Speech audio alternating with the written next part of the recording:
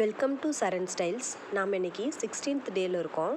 இன்றைக்கி water filling stitch தான் பார்க்க போகிறோம். இந்த ஸ்டிச் வந்து எங்கெல்லாம் கேப் இருக்கோ நம்ம அங்கெல்லாம் ஃபில் பண்ணலாம். அதுக்கு இந்த மாதிரி டிசைன் ட்ரா பண்ணிக்கோங்க. ஃபஸ்ட்டு நம்ம ப்ராக்டிஸ் பண்ணுறதுக்கு இந்த மாதிரி ட்ரா பண்ணிக்கலாம். நமக்கு ப்ராக்டிஸ் ஆகிடுச்சுன்னா இந்த ஸ்டிச் நமக்கு ஆட்டோமேட்டிக்காக நம்ம கையில் போடுறதுக்கே அந்த கர்வில் வச்சு போட்டுக்கலாம்.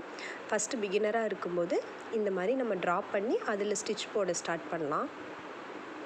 இந்த ஸ்டிச்சில் வேறு எதுவும் கிடையாது, வெறும் செயின் ஸ்டிச் தான்.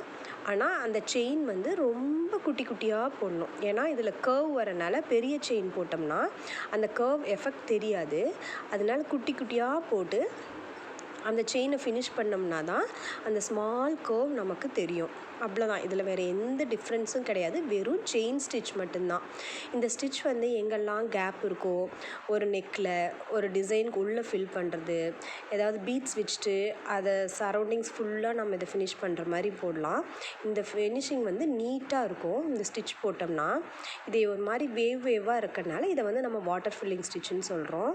இது ரொம்ப அழகாக இருக்கும். நீங்கள் இன்னும் ப்ராக்டிஸ் பண்ணி போடும்போது இன்னும் இந்த ஸ்டிச்சு இந்த டிசைன் நம்ம வேவியாக ட்ரா பண்ணியிருக்கிறது இன்னும் க்ளோஸராக ட்ரா பண்ணணும். இது நம்ம பிகினருங்கன்றனால கொஞ்சம் கேப் விட்டு ட்ரா பண்ண மாதிரி பண்ணியிருக்கேன். நீங்கள் இந்த மாதிரி ஃபஸ்ட்டு ஸ்டார்ட் பண்ணும்போது ட்ரா பண்ணி ஸ்டார்ட் பண்ணிக்கோங்க. இது ரொம்ப ஈஸி.